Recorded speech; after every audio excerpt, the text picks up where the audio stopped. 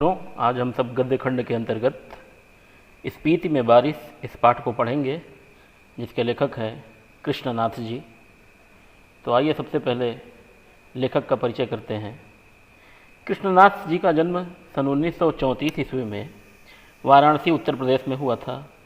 इनकी प्रमुख रचनाओं में लद्दाख में राग विराग, किन्नर धर्मलोक, स्पीति में बारिश, पृथ्वी परिक्रमा, हिमाल यात्रा, अरुणाचल यात्रा, बौद्ध निबंधावली, हिंदी और अंग्रेजी में कई पुस्तकों का संपादन भी इन्होंने किया।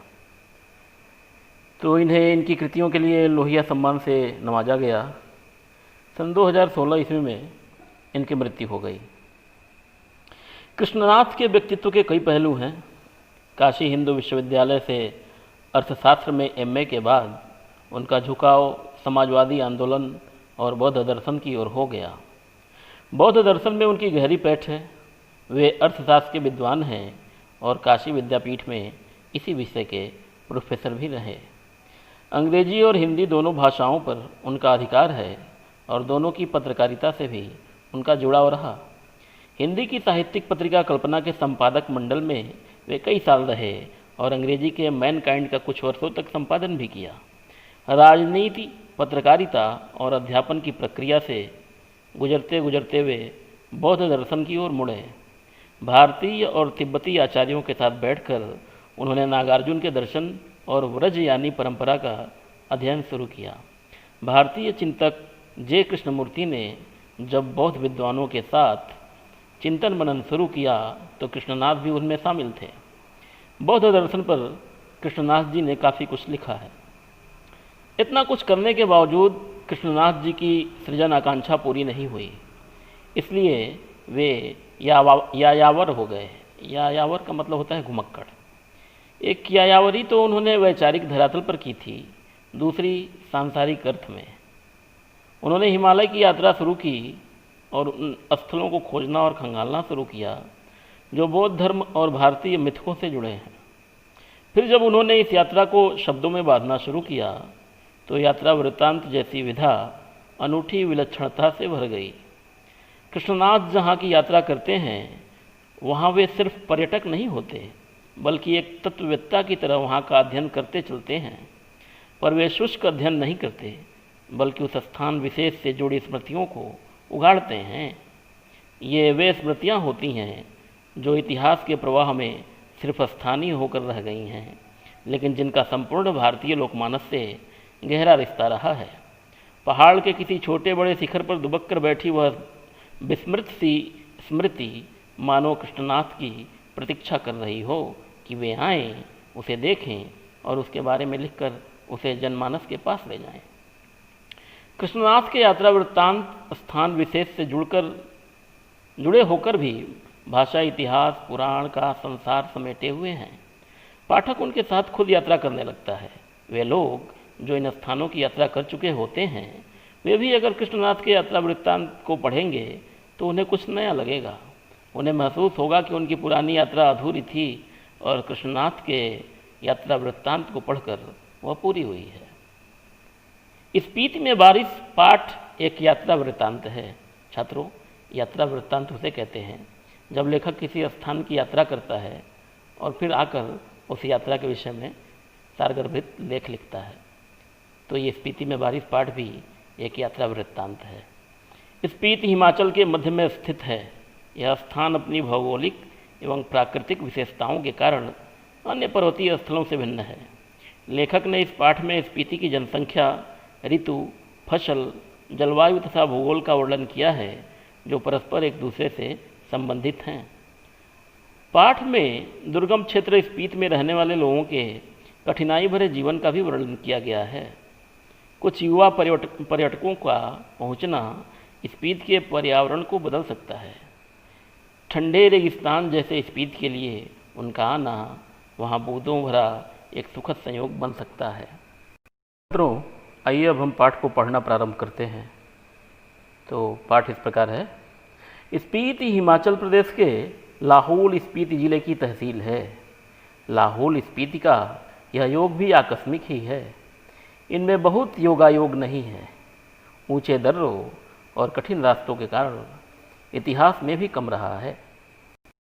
तो लेखक कह रहे हैं कि जिस स्पीति की हम चर्चा कर रहे हैं वह स्पीति हिमाचल प्रदेश के लाहौल स्पीति जिले की एक तहसील का नाम है। और लाहौल स्पीति का यह जो योग है, यानी दोनों को जब हम एक साथ पुकारते हैं, हालांकि दोनों अलग अलग है, लाहौल अलग है और स्पीति अलग है, लेकिन जब हम दोनों को एक साथ पुकारते हैं तो यह इनका योग भी अचानक होने वाला योग ही है। इनमें बहुत योगायोग नहीं है, यानी इनमें बहुत समानता नहीं है, ये एक दूसरे से अलग अलग हैं। ऊंचे दर्रों और कठिन रास्तों के कारण इतिहास में भी कम रहा है, यानी ये दुर्गम होने की वजह से इतिहास में भी इनका जिक्र कम ही मिलता है। अलंघ्य भूगोल यहाँ इतिहास का एक बड़ा कारक है, यानी अगर इसका वर्णन इतिहास में नहीं मिलता है तो इसकी वजह है इसका न लांघे जाने वाला भूगोल, यानी यहाँ का परिवेश, यहाँ की भौगोलिक स्थिति, क्योंकि यह बहुत दुर्गम रास्ते हैं, इसके यहाँ जाना आसान नहीं है। अब जबकि संचार में कुछ सुधार हुआ है, तब भी लाहौल स्पीति का योग प्रायः वायरलेस सेट के जरिए है, जो केलंग और काजा के बीच खड़कता रहता है। लेखक कहते हैं आज जबकि इस समय संचार में काफ़ी सुधार हुआ है, तब भी लाहौल और स्पीति का योग किस माध्यम से होता है? कहा कि वायरलेस सेट के माध्यम से होता है, क्योंकि दोनों का भौगोलिक स्थिति कैसी है? दुर्लंघ है, यानी आसानी से लांघे जाने योग्य नहीं है, आसानी से कोई वहाँ नहीं पहुँच सकता। तो अगर एक जगह से दूसरी जगह का हाल चाल जानना होता है तो उसके लिए लोग वायरलेस का प्रयोग करते हैं। फिर भी केलंग के बादशाह को भय लगा रहता है कि कहीं काजा का सूबेदार उसकी अवज्ञा तो नहीं कर रहा। अब यहाँ इन पंक्तियों के माध्यम से लेखक ये बताना चाहते हैं कि एक जगह से दूसरी जगह की जानकारी बहुत कठिनाई से मिलती है, इसलिए जो हाँ केलंग का बादशाह है उसे डर लगा रहता है कि उसके द्वारा जो सूबेदार नियुक्त किया गया है वह कहीं उसकी अवज्ञा तो नहीं कर रहा, वह कहीं मन ही मन उसके साथ विद्रोह की भावना तो नहीं पाल रहा अपने अंदर। अगली लाइन में वो वर्णित है कि कहीं बगावत तो नहीं करने वाला है। आगे बढ़ते हैं। लेकिन सिवाय वायरलेस सेट पर संदेश भेजने के वह कर भी क्या सकता है? वसंत में भी 170 मील जाना आना कठिन है, शीत में प्रायः असंभव है। अब लेखक यहाँ कहते हैं कि सिवाय वायरलेस सेट पर संदेश भेजने के केलंग का राजा कर भी क्या सकता है, क्योंकि वहाँ आना और जाना काजा में बड़ा मुश्किल है। वसंत ऋतु में जब सुहावना मौसम होता है उस समय भी 170 मील की दूरी तय करना बड़ा कठिन काम है, और ठंड में तो प्रायः यह असंभव हो जाता है। प्राचीन काल में शायद स्पीति भारतीय साम्राज्यों का अनाम अंग रही है। जब यह साम्राज्य टूटे तो यह स्वतंत्र रही। फिर मध्य युग में प्रायः लद्दाख मंडल और कभी कश्मीर मंडल, कभी बुशहर मंडल, कभी कुल्लू मंडल, कभी ब्रिटिश भारत के तहत रही है। तब भी प्रायः स्वायत्त रही है। इसकी स्वायत्तता भूगोल ने सिरजी है। भूगोल ही इसकी रक्षा करता है, भूगोल ही इसका संहार करता है। लेखक कहते हैं कि पुराने समय में स्पीति का नाम अगर नहीं मिलता तो इसलिए कि यह भारतीय साम्राज्यों का अनाम अंग रही है, यानी किसी न किसी मंडल में यह सम्मिलित रही है। इसका अपना कोई अस्तित्व नहीं रहा है, यह दूसरे नाम के अस्तित्व में समाई हुई है। जैसे उदाहरण के रूप में कहा कि कभी यह लद्दाख मंडल में मिला दिया जाता था, कभी कश्मीर मंडल में, कभी बुशहर मंडल में, कभी कुल्लू में, और कभी ब्रिटिश भारत के अंदर यह समाहित था। इसलिए इसका नाम इतिहास में देखने को कम ही मिलता है, लेकिन उस समय भी यह स्वायत्त ही रहा, यानी स्वतंत्र ही रहा होगा। और कहा कि यह स्वतंत्र क्यों रहा होगा? इसलिए कि इसकी भौगोलिक स्थिति ही ऐसी है, इसका भौगोलिक वातावरण ही ऐसा है कि इसको अधीन नहीं किया जा सकता। तो कहा कि भूगोल ही इसकी रक्षा करता है और भूगोल ही इसका नाश भी करता है। पहले कभी उन राजाओं का कोई हरकारा आता था तो उसके आते जाते वह अल्प वसंत बीत जाता था। कभी कोई जोरावर सिंह जैसा आता था तो स्पीच का तरीका वही था जो तुपचिलिंग गोनपा में मैंने देखा। अब लेखक कहते हैं कि अगर राजा अपनी तरफ से कोई हरकारा यानी डाकिया भेजता था तो उसके आने जाने में ही 4 महीने का अल्पकालिक जो बसंत होता है वह बीत जाता था। यानी इतना दुर्गम क्षेत्र है कि आने जाने में बसंत का महीना बीत जाता था। और कहा कि कभी जोरावर सिंह जैसा कोई आतताई आ जाता था तो वही तरीका होता था उससे बचने का जो तुपचिलिंग गोनपा में मैंने देखा था। अब लेखक आपको बताएंगे कि उन्होंने ये तुपचिलिंग गोनपा में क्या देखा था। ये किसी स्थान का नाम है, उधर ही कोई स्थान होगा ये। जब डायनामाइट का विस्फोट हुआ तो लाहुली हंस कर आँख बंद कर चागमा का तना पकड़ या एक दूसरे को पकड़ बैठ गए। अब लेखक यहाँ कहते हैं कि उन्होंने तुपचिलिंग गोनपा में क्या देखा। देखा कि डायनामाइट का विस्फोट हुआ पहाड़ों को तोड़ने के लिए, तो वहाँ के जो लोग थे हदस कर यानी डर के आंख बंद करके और चागमा का तना पकड़कर, चागमा कोई या तो लता है या कोई वृक्ष का नाम है, उधर का कोई वृक्ष विशेष होगा या तना विशेष होगा, तो उसको पकड़ के बैठ जाए, यानी डर के मारे वो आँख मूंद के बैठ जाते थे। वैसे ही जब धमाका गुजर गया तो फिर डरते डरते आँख खोल कर उठे, यानी धमाका बीत जाने के बाद उनका डर समाप्त हो गया। उसी प्रकार जब जोरावर सिंह आया होगा उस समय स्पीति में, तो लोग घर छोड़कर भाग गए होंगे। उसने स्पीति को और वहाँ के बिहारों को खूब लूटा। उसने कौन? जोरावर सिंह ने, क्योंकि वहाँ के लोग प्रतिकार नहीं करते थे, विरोध नहीं करते थे। यह अप्रतिकार शायद स्पीति की सुरक्षा की पद्धति है। और कहा कि अगर स्पीति अब तक सुरक्षित है तो शायद उसका एक कारण यह भी है कि वहाँ के लोग विरोध की भावना नहीं रखते, प्रतिकार नहीं करते किसी का, इसलिए स्पीति अब तक सुरक्षित है। स्पीति में जनसंख्या लाहौल से भी कम है। 1901 की जनगणना के अनुसार 3231 रही। 1971 की जनगणना के अनुसार 7196 है। इसका क्षेत्रफल मुझे 71 की जनगणना में लाहौल के साथ जोड़कर मिला है, जो 12,015 वर्ग किलोमीटर है। अब लेखक कहते हैं कि स्पीति में लाहौल के मुकाबले भी कम लोग रहते हैं, और दो सेंसस का वर्णन किया, दो जनगणनाओं का वर्णन किया। एक 1901 की, जिसके अनुसार यहाँ की जनसंख्या 3231 रही, और 71 की जनगणना के अनुसार यहाँ की कितने लोग रहते थे? 7196 लोग। और कहा कि दोनों का अलग अलग क्षेत्रफल वर्णित नहीं मिला। 71 की जनगणना में लाहौल के साथ जोड़कर स्पीति का क्षेत्रफल मिला, जो कि 12,015 वर्ग किलोमीटर है। स्पीति का अलग क्षेत्रफल नहीं दिया गया है। इंपीरियल गजेटियर के अनुसार यह क्षेत्रफल 2155 वर्ग मील है।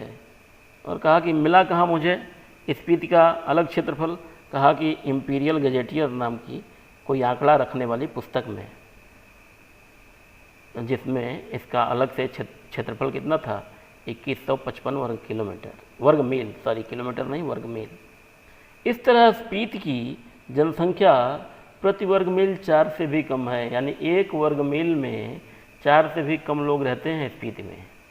1901 में यह प्रति वर्ग मील 2 से भी कम थी। कहा तो ये तो 71 की बात थी। 1901 के आंकड़े के अनुसार यहाँ पर 1 वर्ग मील में 2 से भी कम लोग रहते थे। लाहौल स्पीति का प्रशासन ब्रिटिश राज से भारत को जस का तस मिला। लेखक का कहने का मतलब ये है कि यहाँ कोई विकास का कार्य नहीं हो पाया इसकी भौगोलिक वातावरण की वजह से। जैसा था वैसा ही आज़ाद होने के बाद भारत को मिला। अंग्रेज़ों को यह 1846 ईस्वी में कश्मीर के राजा गुलाब सिंह के जरिए मिला। कहा अंग्रेज़ों को कैसे मिला था? राजा गुलाब सिंह के जरिए। अंग्रेज़ इनके जरिए पश्चिमी तिब्बत के ऊन वाले क्षेत्र में प्रवेश चाहते थे। और कहा कि अंग्रेज़ों ने इसे अपने अधीन क्यों किया? क्योंकि वह इसके माध्यम से तिब्बत में प्रवेश करना चाहते थे। तिब्बत में अंग्रेजी साम्राज्य के दूरगामी हित भी थे। जो भी हो, 1846 में कुल्लू, लाहौल, स्पीति ब्रिटिश अधीनता में आए। तो कहा कि तिब्बत में अंग्रेजी साम्राज्य अगर आया तो इसलिए कि वो दूरगामी हित साधना चाहते थे। लेकिन जो भी हो, उस बात को छोड़िए। 1846 ईस्वी में कुल्लू, लाहौल और स्पीति ये तीनों अंग्रेजी सरकार के अधीन हो गए। पहले सुपरिटेंडेंट के अधीन थे, फिर 1847 में वे कांगड़ा जिले में शरीक कर दिए गए। आगे पहले पहल तो इन तीनों को सुपरिटेंडेंट के अधीन रखा गया और फिर 1847 ईस्वी में इन्हें कांगड़ा जिले में मिला दिया गया। लद्दाख मंडल के दिनों में भी स्पीति का शासन एक नोनो द्वारा चलाया जाता था। कहा कि जब लद्दाख मंडल था और उस समय स्पीति लद्दाख मंडल के अंतर्गत आया करती थी, तो उस समय यहाँ का शासन नोनो चलाया करते थे। नोनो वहाँ की एक स्थानीय शासक वर्ग का नाम है। तो इनके द्वारा उस समय स्पीति में शासन किया जाता था। ब्रिटिश भारत में भी कुल्लू के असिस्टेंट कमिश्नर के समर्थन से यह नोनो कार्य करता रहा। यानी जब अंग्रेजी शासन था तब भी कुल्लू के असिस्टेंट कमिश्नर जो थे उनके समर्थन से यहाँ शासन नोनो ही किया करते थे। इसका अधिकार क्षेत्र केवल द्वितीय दर्जे के मजिस्ट्रेट के बराबर था। यानी द्वितीय दर्जे के मजिस्ट्रेट का जो अधिकार होता है वही अधिकार नोनो शासकों का था। लेकिन स्पीति के लोग इसे अपना राजा ही मानते थे। राजा नहीं है तो दमयंती जी को रानी मानते हैं। लेकिन कहा कि भले ही वो दूसरे दर्जे के मजिस्ट्रेट के बराबर अधिकार रखता था, लेकिन जो स्पीति में रहने वाले लोग थे वो नोनो को अपना राजा ही मानते थे। और अगर कोई राजा नहीं है तो वहाँ की रानी को इसका दर्जा मिलता था, वहाँ की शासिका कहलाती थी वो। 1873 में स्पीति रेगुलेशन पास हुआ, जिसके तहत लाहौल और स्पीति को विशेष दर्जा दिया गया। अब देखिए 1873 ईस्वी में अंग्रेजी शासन के द्वारा स्पीति रेगुलेशन पास किया गया, जिसके अंतर्गत इसे विशेष राज्य का दर्जा मिला। जैसे आजकल जम्मू कश्मीर को कुछ दिनों पहले तक मिला हुआ था, बिहार सरकार की तरफ से भी मांग किया जाता है कि हमको विशेष राज्य का दर्जा दिया जाए। तो 1873 में एक रेगुलेशन पास किया गया जिसको स्पीति रेगुलेशन कहते हैं, और उसके तहत स्पीति और लाहौल को विशेष दर्जा प्राप्त था। ब्रिटिश भारत के अन्य कानून यहाँ नहीं लागू होते थे। अब देखिए विशेष दर्जा जब प्राप्त होता है तो उसका मतलब ये है कि जो पूरे देश में कानून लागू होंगे उनमें से कुछ कानून यहाँ लागू नहीं होंगे। तो रेगुलेशन के अधीन प्रशासन के अधिकार नोनो को दिए गए, जिसमें मालगुजारी इकट्ठा करना और छोटे छोटे फौजदारी के मुकदमों का फैसला करना भी शामिल था।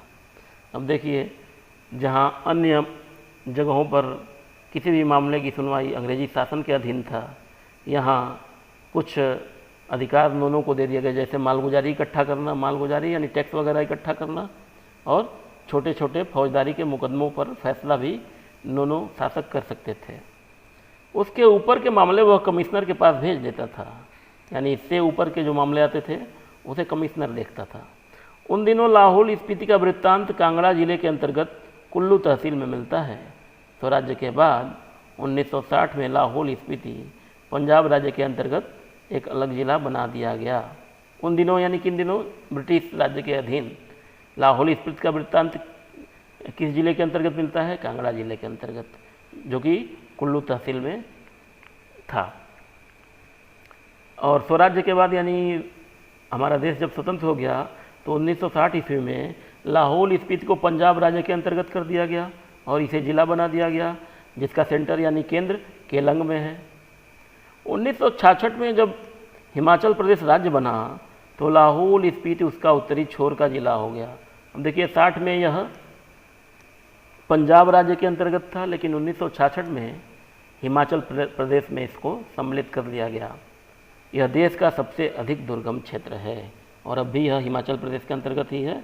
और कहा कि देश का सबसे अधिक दुर्गम क्षेत्र है, यानी यहाँ जाना सबसे अधिक कठिन कार्य है। इस क्षेत्र में, देश में स्थित किसी भी क्षेत्र के मुकाबले यहाँ जाना सबसे अधिक कठिन कार्य है। स्पीति 31.42 और 32.59 अक्षांश उत्तर और 77.26 और 78.42 पूर्व देशांतर के बीच स्थित है। अब देखिए अक्षांश और देशांतर हिंदी में समझने में आपको मुश्किल हो रही होगी, तो मैं बता देता हूँ। अक्षांश कहते हैं अंग्रेजी में लैटिट्यूड को और देशांतर कहते हैं लॉन्गिट्यूड।